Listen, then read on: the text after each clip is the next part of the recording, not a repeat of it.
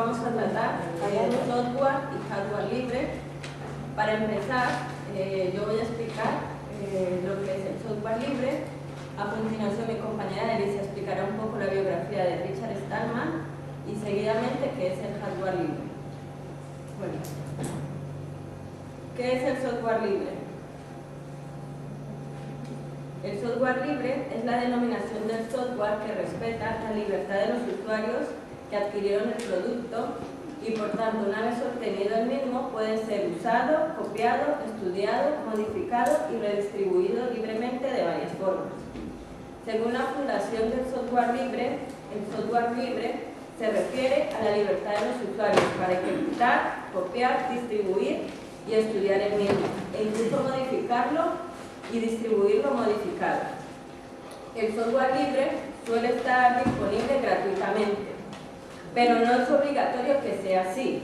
Es decir, muchas veces el software libre puede ser vendido, que sería el software comercial.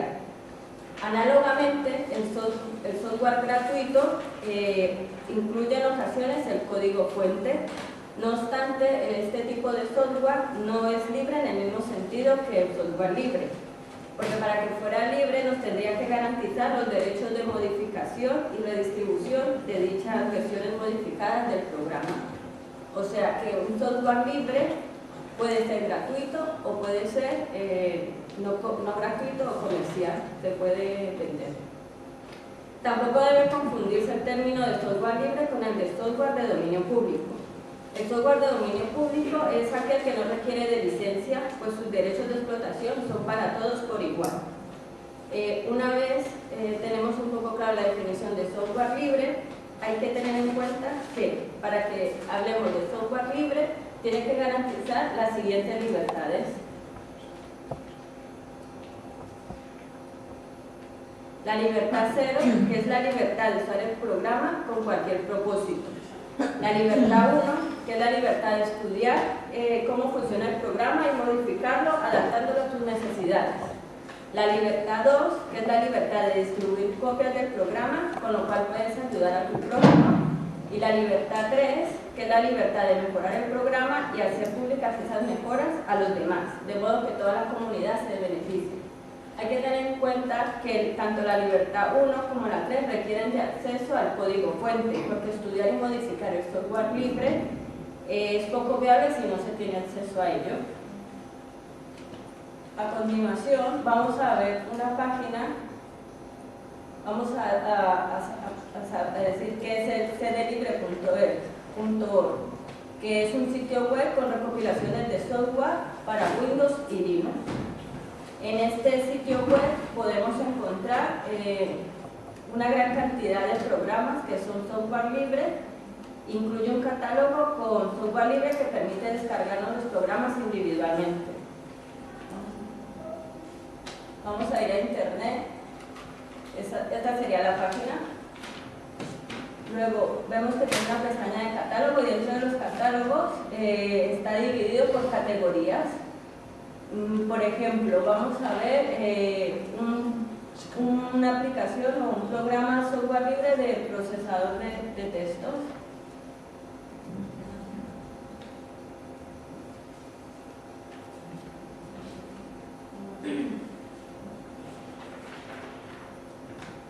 Pues un ejemplo de ello sería el AppWord 2.6, que sirve tanto para Linux como para Windows. Se distribuye bajo esta licencia. Ahí. Y luego en el último icono, en la flechita, clicando ahí podemos descargarnos el programa. Esto sería un modelo de procesador de texto. Luego tenemos otros como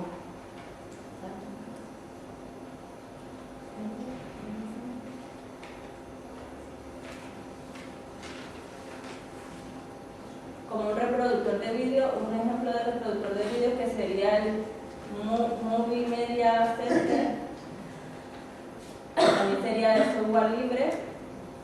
Y luego otros, por ejemplo, como para el antivirus serían ClanWin, que también se distribuye bajo la licencia pública general de GNU. Luego, para programas de retoque fotográficos tendríamos el GIMP, que lo hemos dado con Ángel.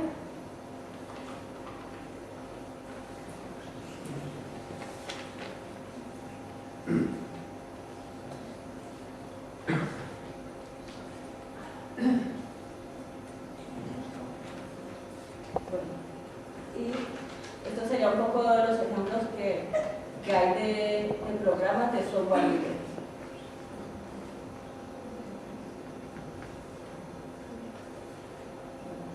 Y a continuación voy a explicar un poco qué es el sistema operativo Linux.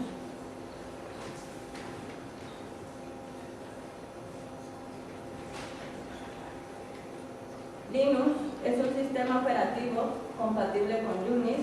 Dos características muy peculiares lo diferencian del resto de programas que podemos encontrar en el mercado. La primera es que es libre. Esto significa que no tenemos que pagar ningún tipo de licencia a ninguna casa desarrolladora de software por el uso del mismo. Y la segunda es que el sistema viene acompañado del código fuente. Por lo tanto, podemos modificarlo, mejorarlo y publicar esas mejoras. El sistema lo forman el núcleo, que es el kernel, más un gran número de programas y librerías que hacen posible su utilización. Linux se distribuye también bajo la licencia pública de GNU. Es un sistema operativo diseñado por cientos de programadores de todo el mundo y aunque el núcleo del sistema sigue en continuo desarrollo bajo la coordinación de Linus Torvalds, que es la persona de la que partió la idea de este proyecto a principios de la década de los 90, su objetivo inicial es propulsar el software de libre distribución junto con su código fuente para que pueda ser modificado por cualquier persona, dando rienda suelta a la creatividad. El hecho de que el sistema operativo incluya su propio código fuente expande enormemente las posibilidades de un sistema operativo. Recalcar también que Linux es un sistema operativo totalmente gratuito y en muchas comunidades autónomas se está utilizando como sistema de las administraciones públicas. Por ejemplo, en Andalucía con el Guadalinux y en Extremadura con el New Linux. Bueno, y a continuación mi compañera Delicia va a hablar un poco de la biografía de Richard Stallman. Bueno, perdón, antes de eso, como ejemplo tenemos del sistema operativo Linux, el Android que tiene la mayoría de los móviles, es una versión también de Linux, el Ubuntu, el OpenSUSE y otras más versiones que hay.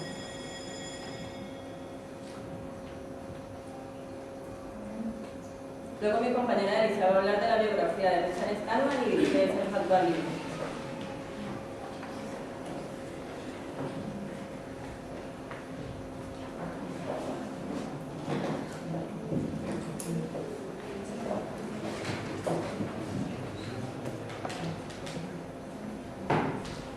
Bueno, yo les voy a hablar un poquito sobre Richard Stallman. Vamos a ver cómo se relaciona con el software libre. Y vamos a ver un poquito un resumen muy pequeño de su vida. Richard nació en Nueva York en 1953. En 1971, siendo estudiante de física de la Universidad de Harvard, se convirtió en jefe del Laboratorio de Inteligencia Artificial, que es una de las escuelas mejor catalogadas en la tecnología a nivel de todo Estados Unidos. Es un programador estadounidense, fundador del movimiento Software Libre. ¿Con cuántos años, por tanto? ¿Perdona? Bueno, los demás, ¿con cuántos años se convirtió en hacker? Estudiando física. ¿Qué edad tenía? Sí. Muy joven. 17. Pues sí, es de... ¿Cuánto nació? 53. Entre el mes 17 y 18.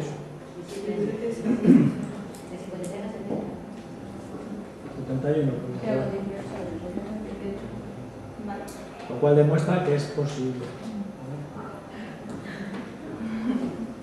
Bueno, seguimos.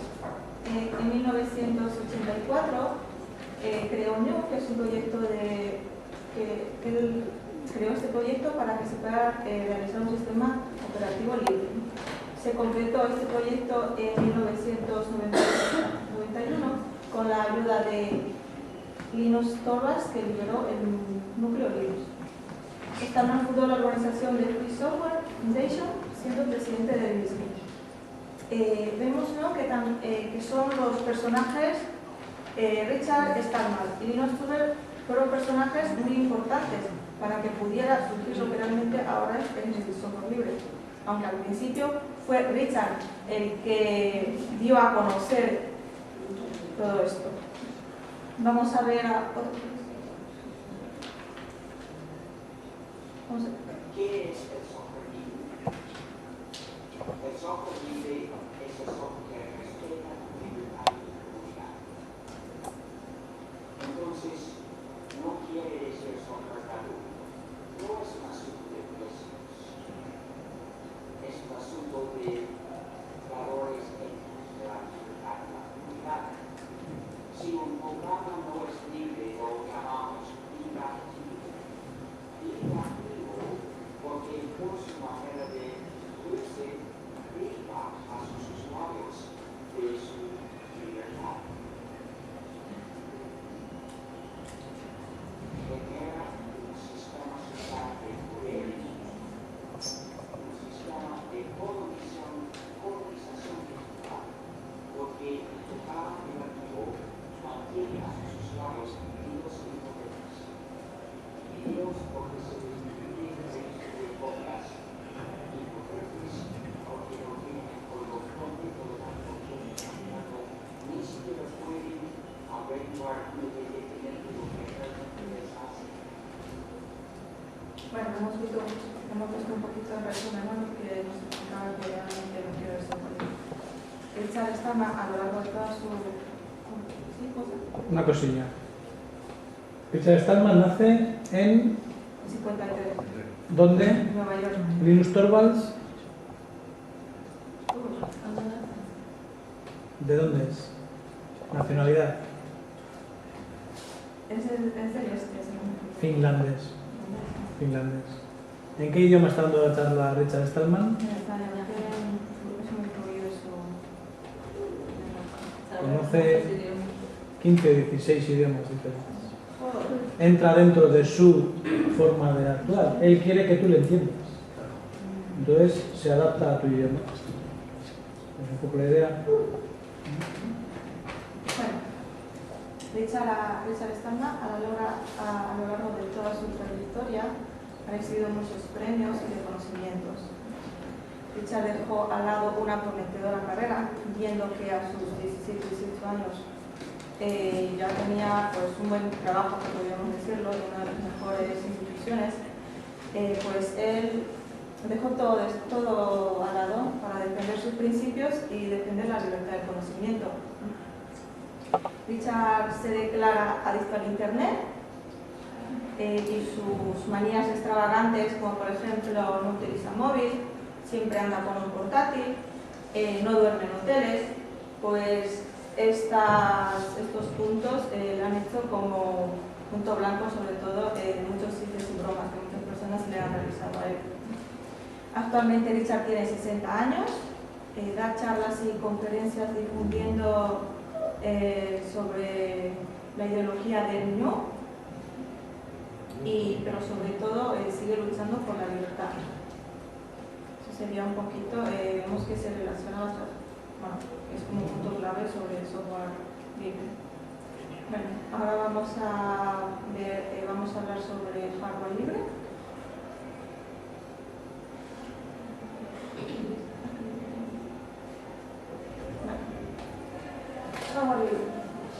Primeramente vamos a analizar una pregunta. Si en estos momentos nosotros tuviéramos información de, por ejemplo, cómo poder fabricar un hardware, también podríamos tener información de cómo lo podríamos hacer de una manera fácil y sencilla, como para que lo pueda realizar yo en casa. Bajo esta interrogante, muchas personas se han planteado esta interrogante. Y de ahí nos surge lo que llamamos ahora el hardware libre, que es, se llama hardware libre a los dispositivos de hardware cuyas especificaciones y diagramas esquemáticos son de acceso público, ya sea bajo algún tipo de pago o de forma gratuita. Es decir, que tengamos la libertad de poder acceder como usuarios a los esquemas, a los diagramas y a toda su documentación relacionada. ¿Para qué? Para que dicho hardware se pueda adaptar a la necesidad. Tenemos un ejemplo de un esquema de algún dispositivo. Bueno, seguimos. Vamos a ver un poquito la historia. Para hablar de la historia del hardware, debemos remontarnos a los inicios a inicios del siglo XX, que es cuando realmente empezó a surgir lo que son lo que llamamos ahora sistemas informáticos. Hay dos épocas concretas. En el año 1970, Lee Philsystem, un ingeniero informático, y Humbert Computer Club se reunían en garajes para poder compartir sus diseños, sus diagramas entre unos y otros. Y la otra época es, en el año 1990 se diseñó y se creó esta página web, Diseño Circuito Abierto, con la que sentó bases para una comunidad un poco más amplia. Como vimos, en el año 1970 fue la primera vez que un grupo de personas se había reunido para hablar sobre ese tema, sobre el hardware libre, para ver lo que era práctico o lo que no era práctico. Más actual, tenemos en 2007, se creó la página web OpenCourse, que es una de las mayor o la más grande de código abierto de hardware.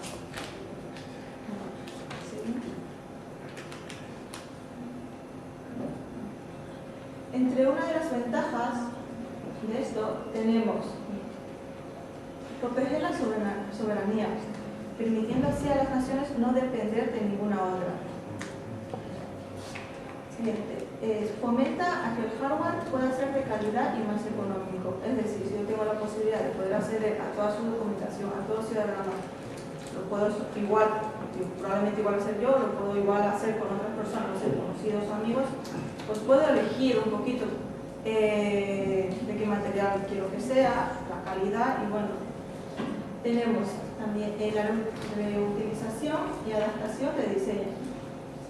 Esto puede permitir mejorar un diseño para algo mejor, y las empresas ahorrarían costes y tiempo de diseño en su trabajo, ya que se tiene toda su documentación, pues sí que esto lo vemos muy claro, ¿no? Que se ahorrarían los costes. Vamos a ver ahora las desventajas. Como desventajas tenemos: un diseño físico es único. Depende de su facilidad o no, que dicho dispositivo se pueda compartir o no. También la compartición tiene un coste asociado. Es decir, si yo quiero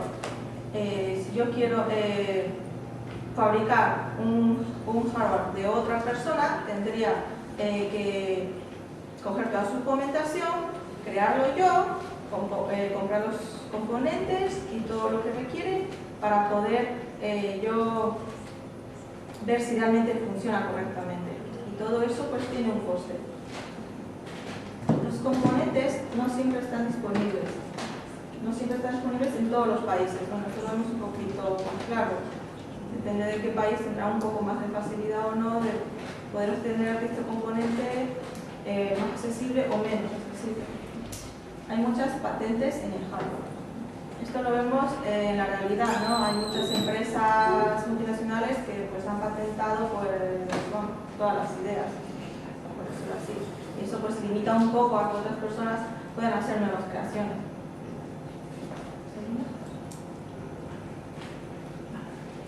Tenemos aquí un ejemplo de hardware libre.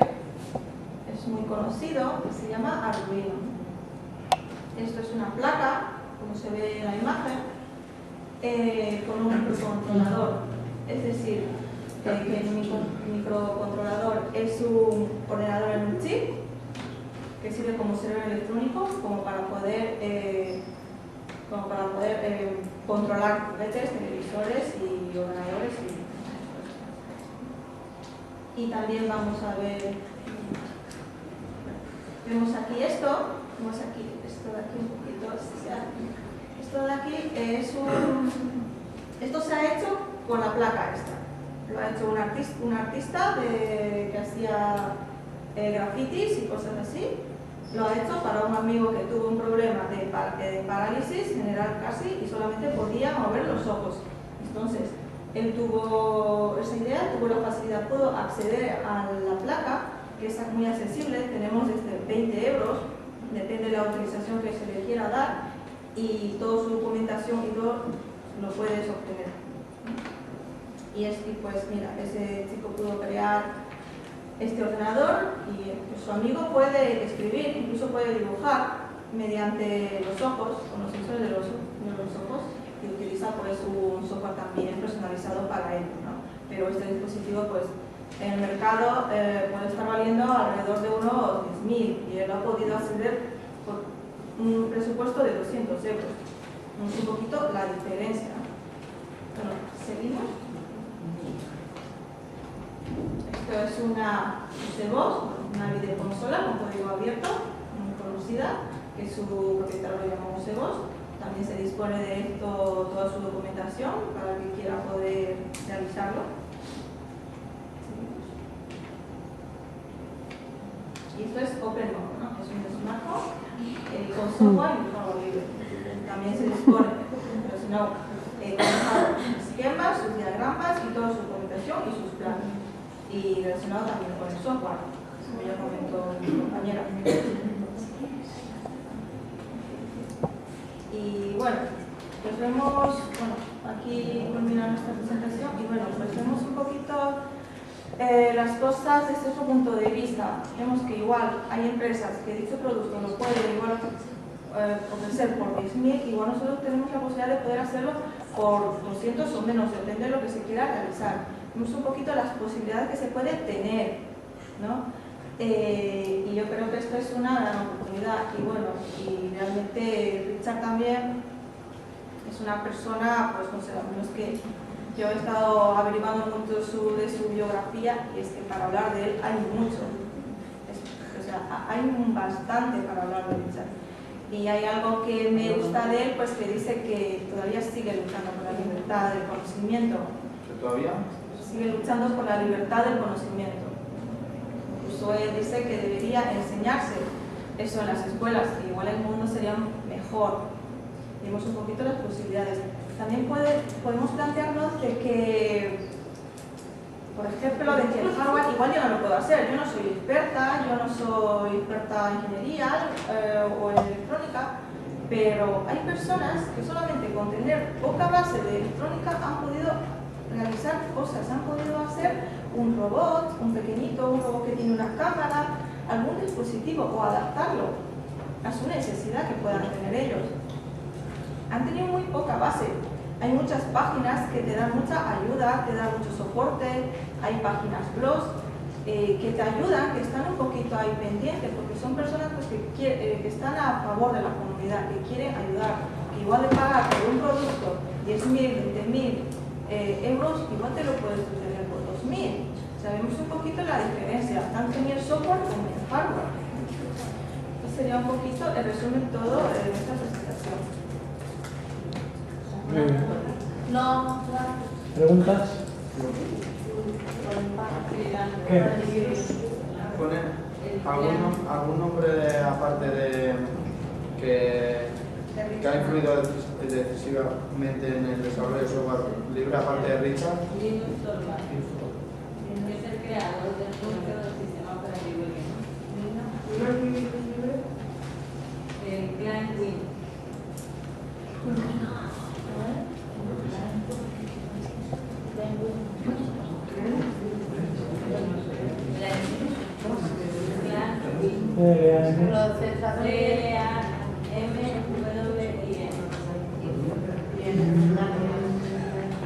No hay que preguntar todo lo que... Además, luego igual os pregunto por otras cosas. Luego os pregunto por un juego de consola libre. Pues nada, esperamos que les haya gustado. Una cosa. El aplauso está bien.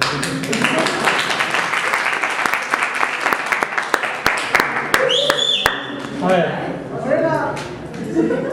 A los demás. ¿Algún ejemplo de actuación que pueda parecer libre sobre elementos que no sean informáticos? Esto que han explicado ellas, software libre fundamentalmente programas, hardware libre fundamentalmente procesadores o ordenadores. ¿Algo que pueda ser parecido a esto pero que no sea del mundo informático? Una biblioteca. Por ejemplo, No sé. hay una empresa, estas empresas que hacen máquinas como tractores, máquinas industriales, tractores, cosechadoras y tal, han adaptado este concepto a su empresa. Porque pues un tractor que valía 60.000, ahora igual lo pueden obtener por 10.000. Físicamente, estéticamente, pues igual no es muy parecido, pero cumple las mismas funciones. Incluso esta empresa se llama Open Core Sources, que incluso es muy se está sentando un poquito bases aquí en Vizcaya, está haciendo muchos proyectos. Un proyecto de unos 3 millones de dólares. Y bueno, no sé, yo al investigar vi un poquito interesante es lo que, bueno, que se está haciendo todo lo que es código abierto relacionado con el hardware. Aún eso sí, se paga, que ya como comentó mi compañera, libre no significa que sea gratuito, puede ser de pago o puede ser gratuito. En este caso, esta empresa sí que es de pago, pero bueno, te pago por 10.000, comparas tú con 50 o 60.000 y vemos un poquito pues esa diferencia. Y bueno. ¿Por qué dicen las bibliotecas? Javi, ¿escuchas tú? Sí. ¿Bibliotecas? Que no sabes, o sea, no sabes. Pues en la biblioteca tienes libros, ¿no? Los libros los puedes copiar, distribuir como quieras y tal. Sí. Parece que están protegidos, ¿no? Tomar prestados. Tomar prestados, sí, el conocimiento sí. Yo me refería igual a otra cosa, digo, porque en el software más o menos habéis aceptado esto, ¿no? Conseguís un programa, ya sea que lo copiáis o que lo compráis, pero no lo podéis modificar. Cada vez que saque una versión nueva hay que volver a pagarlo. Con las películas, por ejemplo, también, ¿no? No sé si alguna vez comprasteis una película en cinta de VHS, luego tuvisteis que volver a comprar la misma película en CD, ahora hay que volver a comprar la misma película en Blu-ray. ¿Veis un poco esto también? No acabamos nunca. ¿Aceptaríais eso con un plato de comida? Quiero deciros, sale Arguiñano en la tele y hace un plato de arroz con setas. Y cada vez que vais a poner arroz con setas en casa, ¿le tenéis que pagar a Arguiñano algo? O si en vez de echar perejil queréis echar orégano, no os deja Arguiñano echarle orégano porque eso es de perejil. ¿Entendéis esto? ¿Qué estoy diciendo? Con la comida no existe este concepto de software privativo. ¿Lo veis? Cuando vais a comprar unos zapatos, os compráis los zapatos y si se estropean, vais a cualquier zapatería a ponerle un remiendo, una tapa o lo que sea, y tendríais que pagarle al zapatero anterior para que os dejara hacer esa modificación. ¿Veis eso? Y con la ropa lo mismo, se venden los patrones o se cogen gratis los patrones de mucha ropa, ¿no? Y tú te puedes comprar la tela, cortarlo y hacerlo. Eso sería hardware libre. Cojo los patrones de un vestido, que los puedo conseguir gratis o los puedo comprar en una revista, que vale 2 euros, cojo la tela. En cambio, en la informática parece que eso es algo novedoso y peligroso. ¿Entendéis esto? Sí, sí. El concepto no es nada que no exista ya en la realidad. Al revés, lo que defiende muchas veces Richard Stallman es que hay algunas personas que nos han querido engañar con ese tema de la privación para que les fluyan chorros de millones de euros o de dólares a ellos. Con la excusa de la patente y todo eso. También está en contra de las redes sociales. Vale, bien. Muy bien.